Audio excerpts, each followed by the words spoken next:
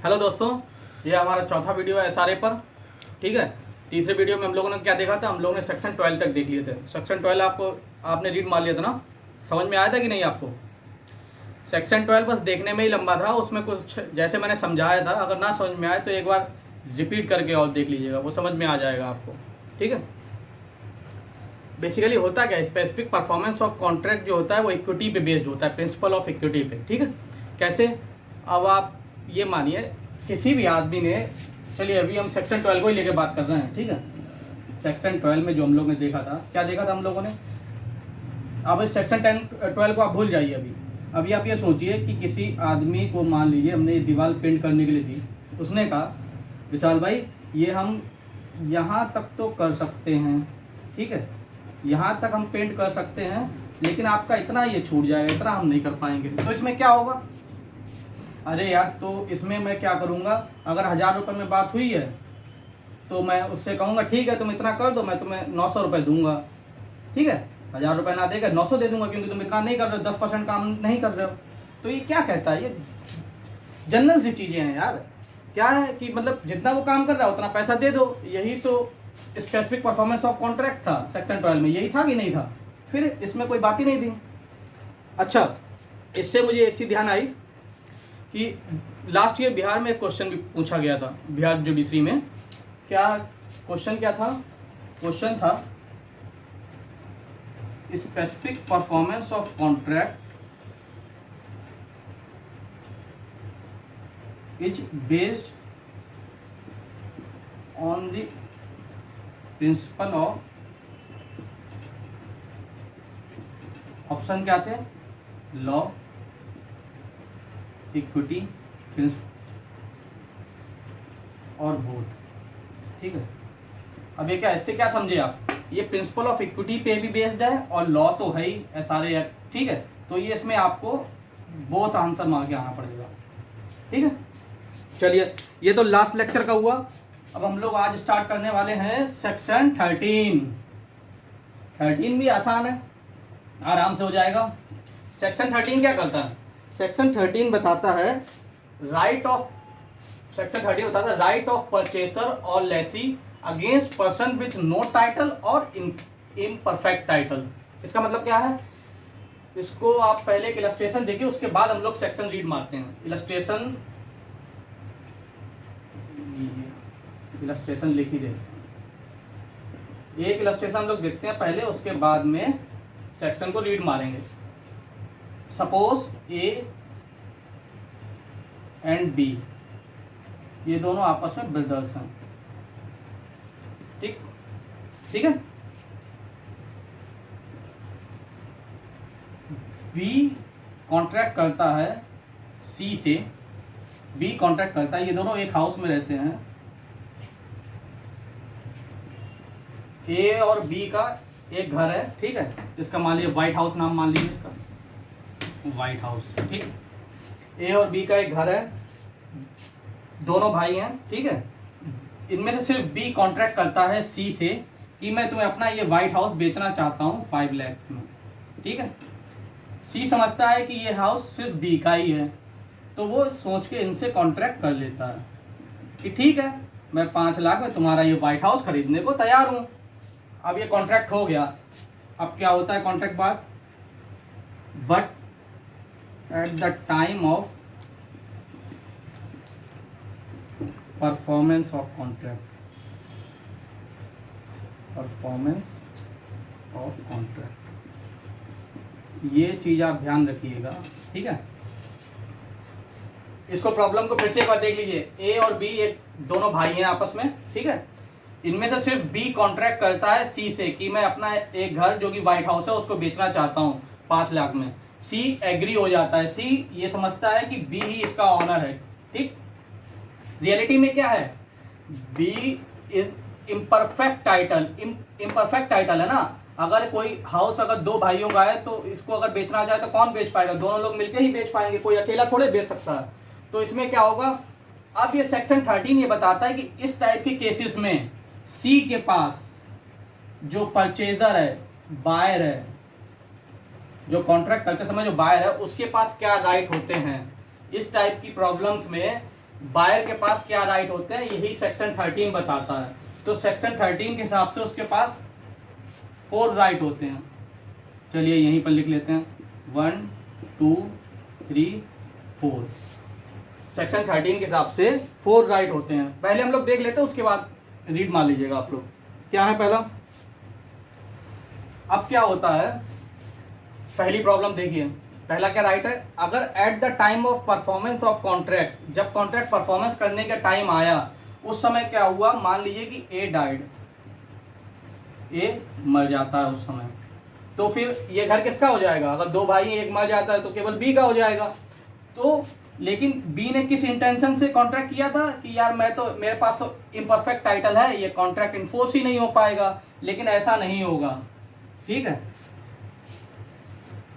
B acquire title, अगर B acquire title कर लेता है at the time of performance of contract, अगर बी टाइटल एक्वायर कर लेता है, ए अगर मर जाता है तो बी के पास पूरा टाइटल आ गया ना इसका, तो B is the real owner, अब वो पूरा ऑनर हो जाएगा उसका। तो बी एक्वायर टाइटल, तो C compel to perform the contract, C उसे कंपेल करेगा कि तुम कॉन्ट्रैक्ट को परफॉर्म करो। क्यों, क्योंकि यहाँ पर डॉक्ट्राइन ऑफ एस्टॉपेल लग जाता है। क्या लग जाता है, डॉक्ट्राइन ऑफ एस्टॉपेल।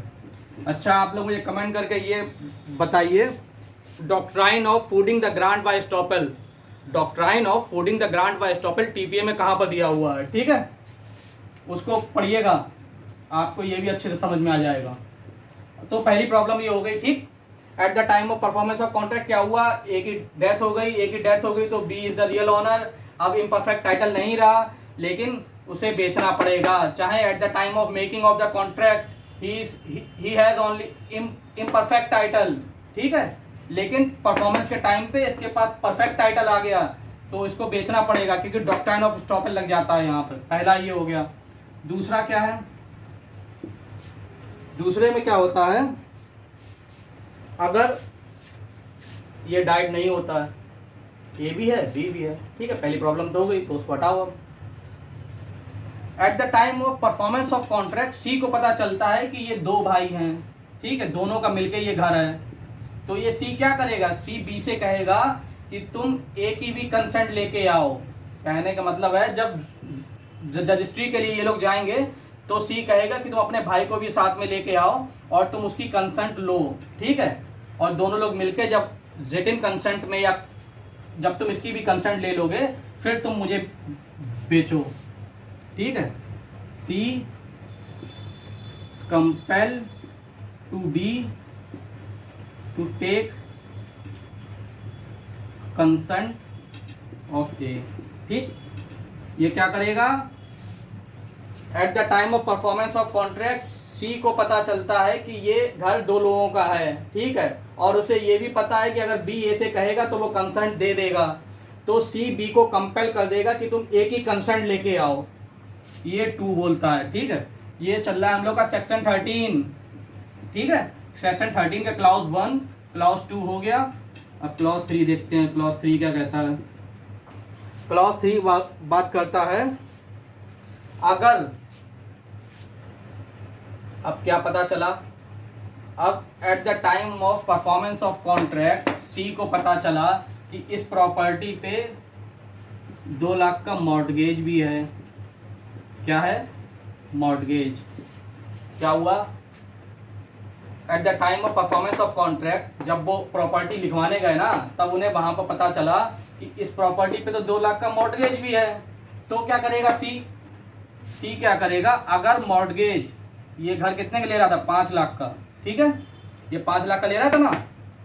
अब अगर मॉर्टगेज मनी जो कॉन्ट्रैक्चुअल मनी है उससे कम होती है, अगर मॉर्टगेज मनी कॉन्ट्रैक्चुअल मनी से कम होती है, तो सी क्या कहेगा, सी कंपेल कर सकता है किसको, बी को, टू रिडीम द प्रॉपर्टी, कि तुम जो मैं तुम्हें पैसे दे रहा हूं उससे उस प्रॉपर्टी को मॉर्टगेज से रिडीम कराओ। ठीक है, कोई दिक्कत तो नहीं है। चलिए वो देखते हैं। चौथा पॉइंट क्या है, अगर फॉर एग्जाम्पल बी जो है ये भी नहीं होता है at the time of performance contract, A मरता भी नहीं है तो ये बेच नहीं सकता। सी बी जो ए जो है कंसेंट भी नहीं देता है दूसरे में, ठीक है, तो भी नहीं बेच पाएगा इसको ये। अब क्या होता है, ये भी केस नहीं फॉल होता है अगर कुछ नहीं होता है, अगर कॉन्ट्रैक्ट परफॉर्म नहीं हो सकता है, क्योंकि ये इम्परफेक्ट टाइटल है। इम्परफेक्ट टाइटल में अगर परफॉर्म नहीं हो पाता है तो सी क्या करेगा, C compel B to return advance money. अगर उसने कॉन्ट्रैक्ट करते समय कोई पैसे दिए थे उसे, किसको, बी को, अगर उसने कॉन्ट्रैक्ट करते समय जब कॉन्ट्रैक्ट किया था तब उसने बी को अगर कुछ पैसे दिए थे तो फाइनली उसके पास चौथा राइट ये है कि वो पैसे वापस ले ले। ठीक है, चारों राइट ये आपको सब समझ में आ गए। ये सेक्शन 13 बोलता है, उसको आप रीड मार लीजिएगा, यही है और आपको आसानी से समझ में भी आ जाएगा। ठीक है, अब इसका सेक्शन 13 का क्लॉज 2 ये बोलता है कि यही सारे राइट जो इमूवेबल प्रॉपर्टी में थे, ये तो इमूवेबल प्रॉपर्टी है, जो सारे राइट इमूवेबल प्रॉपर्टी में थे वही सारे राइट आपको मूवेबल प्रॉपर्टी में भी अवेलेबल हैं। ठीक है, और ये बायर चाहे परचेजर हो और लेसी, ये दोनों के केसेस में ये अप्लाई होता है। यहाँ पर तो हम लोग ने बायर लिख दिया ना, तो इसकी जगह आप ये दोनों मान लीजिए, चाहे बायर हो चाहे परचेजर हो चाहे लेसी हो, ये दोनों में अप्लाई हो जाता है। ठीक है, तो मेरे ख्याल से आपको सेक्शन 13 तो समझ में आ ही गया होगा आसानी से ही। ठीक है, अब इसमें हम 14 पे जाते हैं। 14 क्या बोलता है, 14 से आपको एक सेक्शन जरूर याद आना चाहिए। कौन सा, जल्दी कमेंट करके बताइए कौन सा। जब सेक्शन 14 हम लोग पढ़ते हैं तो कौन सा सेक्शन याद आता है, तो हमें याद आता है सेक्शन 10। क्यों, सेक्शन 10 में 3 सेक्शन दिए हुए थे, कौन कौन से, 11 क्लॉज 2, 14 एंड 16। इन तीनों में क्या नहीं हो सकता, स्पेसिफिक परफॉर्मेंस ऑफ कॉन्ट्रैक्ट नहीं हो सकता। ठीक है, तो सेक्शन 14 क्या बोलता है ये देखते हैं। फिर सेक्शन 14 की एक बात की 2018 में सब्स्टिट्यूट हुआ है। अगर आपके पास पुराना बेयर एक्ट है तो उसमें कुछ और दिया होगा। और क्या है इसमें, हाँ, इसकी हेडिंग बोलती है contract not specifically enforceable. Contract not specifically, writing थोड़ा मेरी अच्छी नहीं है, आप लोग देख लीजिएगा। बस कुछ नहीं, मैं हेडिंग ही उतार रहा हूँ उसकी और कुछ नहीं है। हाँ, section 14 contract not specifically enforceable. Section 14 ये बताता है कि 4 ग्राउंड देता है। ठीक है, 4 कंडीशन बताता है जब आप कॉन्ट्रैक्ट को इन्फोर्सिएबल नहीं करवा सकते। सेक्शन 10 में 3 दिए हुए थे ना, कौन कौन से, 11 क्लॉज 2, 14 और 16। ठीक, तो इसमें कौन कौन से 4 है, पहला, दूसरा, तीसरा, चौथा। चलो देखते हैं। अगर पहला, अगर उसने सब्स्टिट्यूशन ऑफ कॉन्ट्रैक्ट कर लिया है, कहाँ, अंडर सेक्शन 20, कहाँ के, टीपीए के, इसी के, सॉरी ये सारे के। ठीक है, चलिए दूसरा क्या है, इन्वॉल्व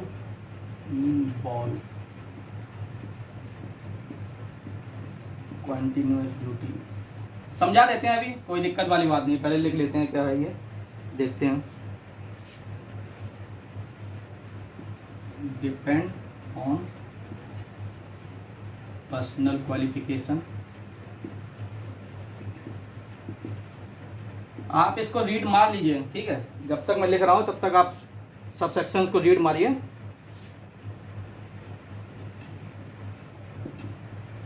अभी मैं इसको समझाता हूँ आपको। एक contract which is in its nature,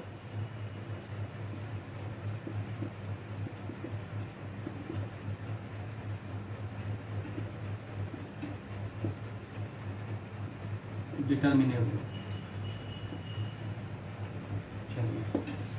ये काफ़ी बड़े बड़े दिए हुए हैं लेकिन मैंने इनको शॉर्ट में ये लिख दिया है। अब इसी से ही आपको समझा दूंगा क्या है। सेक्शन 14 की हम लोग बात करते हैं। सेक्शन 14 ये बोलता है कि कौन कौन से आपके कॉन्ट्रैक्ट स्पेसिफिकली इन्फोर्स नहीं हो सकते। तो कौन कौन से नहीं हो सकते, उसमें 4 चीज़ें दी हुई हैं। पहला, अगर आपने सब्स्टिट्यूशन ऑफ कॉन्ट्रैक्ट ले लिया है, सब्स्टिट्यूटेड परफॉर्मेंस ऑफ कॉन्ट्रैक्ट ले लिया है, वो क्या है, वो सेक्शन 20 में दिया हुआ है। वैसे तो हम लोग वहाँ पर डिटेल में देखेंगे ही, लेकिन अभी हम लोग देख लेते हैं क्या है इसमें। सब्स्टिट्यूशन ऑफ कॉन्ट्रैक्ट होता है सब्स्टिट्यूट कर देना। सब्स्टिट्यूट तो समझते हैं ना, किसी पहले एक पार्टी से मैंने कॉन्ट्रैक्ट किया, मैं उससे काम करा रहा हूँ, वो कर नहीं रहा है, मैंने उसे नोटिस भेजा, फिर भी जो भी कुछ सेक्शन 20 में रूल्स हैं वो मैंने सारे फॉलो किए हैं, फिर भी वो नहीं आ रहा, तो मैंने क्या किया, उसे हटाओ, उससे तो मैं बाद में निपटूंगा, पहले किसी पार्टी को लेके आता हूँ, उससे अपना काम कंप्लीट कराते हैं, ठीक है। तो उसको हम बोलते हैं substitution of substituted performance of contract. तो अगर पार्टी ने ये ले लिया है तो फिर आप परफॉर्मेंस नहीं हो पाएगा। दूसरा ये है कि अगर क्या होता है, दूसरा अगर हाँ कंटिन्यूस है, अगर कोई भी कंटिन्यूस ड्यूटी है, फॉर एग्जांपल टीचिंग, ठीक है। अब मान लीजिए किसी ने मेरे साथ कॉन्ट्रैक्ट किया था कि विशाल भाई आप लॉ कॉलेज में 2 साल पढ़ाइए, ठीक है। मैंने 6 महीने पढ़ाया, मैंने छोड़ दिया, कोई भी रीज़न हुआ। अब क्या वो उस कॉन्ट्रैक्ट को परफॉर्म कराने के लिए क्या वो इसका SRA का हेल्प ले सकते हैं क्या? नहीं, क्योंकि ये कंटिन्यूस ड्यूटी है। अरे तुम ज़बरदस्ती मुझसे थोड़े पढ़वा लोगे भाई, है कि नहीं। कोर्ट भी ऑर्डर कर देगा तो मैं वहाँ जाऊँगा, मन से पढ़ाऊँगा कि नहीं पढ़ाऊँगा। तो ये होती है कंटिन्यूस ड्यूटी। कंटिन्यूस ड्यूटी क्या होता है, फॉर एग्जाम्पल आप याद रखने के लिए, एग्जाम्पल टीचिंग। अब टीचिंग के केस में स्पेसिफिक परफॉर्मेंस कैसे करा पाओगे, वो मन से नहीं पढ़ाएगा, फिर क्या फ़ायदा उसे, ठीक है। तो अगर कोई भी ऐसा कॉन्ट्रैक्ट है जिसमें कंटिन्यूस ड्यूटी इन्वॉल्व होती है, कंटिन्यूस ड्यूटी, तो उसमें स्पेसिफिक परफॉर्मेंस ऑफ कॉन्ट्रैक्ट नहीं होगा, ठीक है। एग्जाम्पल के तौर पे टीचिंग ध्यान रखिएगा। अब पर्सनल क्वालिफिकेशन तो ज़्यादातर आप लोग जानते ही होंगे। पर्सनल क्वालिफिकेशन क्या है, फॉर एग्जाम्पल मैंने उसे, कोई आर्टिस्ट था, एग्जाम्पल लिख लीजिए, कोई आर्टिस्ट था, मैंने उससे कहा एक पेंटिंग बना दो, ठीक है। अब वो उसकी डेथ हो गई, अब उसके रिप्रेजेंटेटिव से थोड़े बोल सकते हैं कि तुम पेंटिंग बना दो, तो नहीं बना पाएगा, ठीक है। तो ये पर्सनल क्वालिफिकेशन के केस में भी आप इन्फोर्स नहीं करवा सकते, ठीक है। नॉट इन्फोर्सिएबल वाली बात चल रही है। पहला, अगर सब्स्टिट्यूशन परफॉर्मेंस ऑफ कॉन्ट्रैक्ट मैंने कर लिया अंडर सेक्शन 20 में। दूसरा, अगर कंटिन्यूस ड्यूटी है जैसे कि टीचिंग, तो उसमें वो परफॉर्म नहीं कर पा सकता। तीसरा, डिपेंड ऑन पर्सनल क्वालिफिकेशन पे डिपेंड है तो भी नहीं करवा सकता। चौथा, एक contract which is in its nature determinable का मतलब ये होता है इस टाइप के कॉन्ट्रैक्ट जिसमें हैपनिंग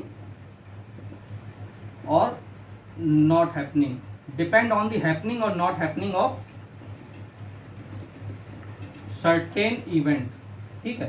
किसी इवेंट के होने ना होने पे जो कॉन्ट्रैक्ट डिपेंड करते हैं। अब वो उन्होंने कॉन्ट्रैक्ट किया था कि अगर ऐसा हुआ तो कॉन्ट्रैक्ट फ्रस्ट्रेट हो जाएगा, फ्रस्ट्रेट नहीं तो ये कॉन्ट्रैक्ट नल एंड वॉइड हो जाएगा। अब वैसा हो गया।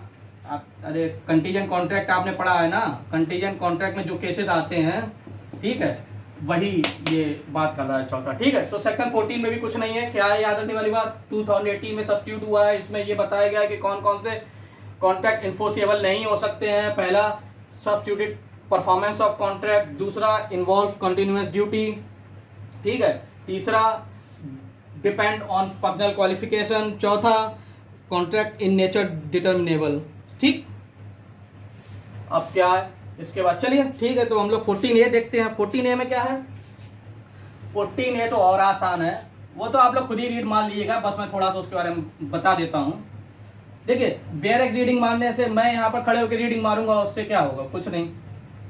आपको उसमें जीस्ट क्या दिया हुआ है अंदर, वो अगर एक बार समझ में आ गया ना, तो फिर सब ठीक है। डायरेक्ट आप खुद, मैं ये नहीं कह रहा डायरेक्ट मत रीड मारिए, डायरेक्ट पहले रीड मारिए, लेकिन मेरा यहाँ पर आपको डायरेक्ट के अंदर लिखा गया है, ये समझाना काम है, ठीक। चलिए 14A, ये भी 2018 में जोड़ा गया है, 2018। ये भी याद रखना पड़ेगा आपको कौन कब जोड़ा जा रहा है, ये तो ठीक है, अच्छा ही है। हाँ, क्या है हेडिंग बाई इसकी, power of court to engage expert, power of courts to engage experts. क्या है, जैसा लिखा है बिल्कुल वही बात है कि अगर कोई किसी भी ऐसी चीज़ों पे कोई भी स्पेसिफिक इशू पे कोर्ट को ऐसा लगता है, किसी भी स्पेसिफिक इशू पे कोर्ट को ऐसा लगता है कि इसमें एक्सपर्ट ओपिनियन की ज़रूरत है, ठीक है। फॉर एग्जांपल किसी चीज़ को, इन्वायरमेंट को लेके कोई केस आ जाता है, जजेस जो होते हैं वो हर चीज़ में तो एक्सपर्ट होते नहीं हैं, ठीक है, वो तो लॉ में ही एक्सपर्ट हैं।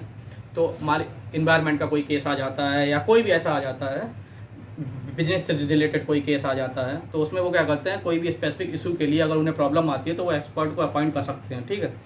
तो यही है सेक्शन 14 यही बोलता है। इसमें 2-3 बातें सेक्शन में याद रखने वाली बात क्या है। पहला,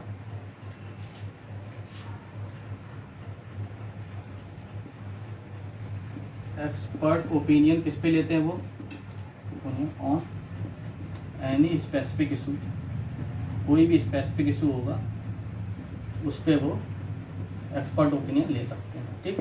कोई भी स्पेसिफिक इशू को उन्हें, कोर्ट को अगर ऐसा लगता है, जज को ऐसा लगता है कि इस स्पेसिफिक इशू में मुझे एक्सपर्ट ओपिनियन की जरूरत है, तो उस पर वो एक्सपर्ट अपॉइंट करके ओपिनियन ले सकते हैं, ठीक। एक्सपर्ट ओपिनियन, एक्सपर्ट ओपिनियन और रिकॉर्ड, या क्या कर लिख सकते हैं हम लोग, expert opinion report. Expert opinion हो या वो कोई रिपोर्ट सबमिट करे, ये क्या बन जाएगा, ये part of record of suit हो जाएगा, ठीक है। जो सूट का रिकॉर्ड होगा उसका ये पार्ट बन जाएगा। ये भी एक क्वेश्चन बन सकता है प्री का, इसलिए मैंने लिखा है क्या है कि एक्सपर्ट ओपिनियन, अगर एक्सपर्ट कोई भी ओपिनियन देता है या कोई भी रिपोर्ट सबमिट करता है तो वो part of record of suit हो जाएगा, ठीक है, उसमें वो आ जाएगा। तीसरा पॉइंट ये है, कोर्ट डिसाइड, कोर्ट डिसाइड करेगी किस चीज़ पे, 2 पॉइंट पे, क्या इसकी फीस या एक्सपेंडिचर क्या इसको दिया जाएगा, ठीक है, फीस और एक्सपेंडिचर क्या इसको दिया जाएगा, और दूसरा विच पार्टी पे, विच पार्टी पे, कि कौन सी पार्टी फीस देगी इसकी और कितनी फीस दी जाएगी या किस प्रोपोर्शन में बांटी जाएगी, दोनों पार्टी में किस प्रोपोर्शन में फीस इसकी बांटी जाएगी, कौन पेमेंट करेगा और किस हिसाब से करेगा, ये कोर्ट डिसाइड करेगा।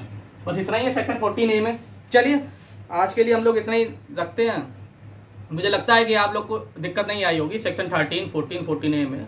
अगर फिर भी कोई दिक्कत आई हो तो मुझे आप कमेंट करके बताइएगा, ठीक है। चलिए, थैंक यू।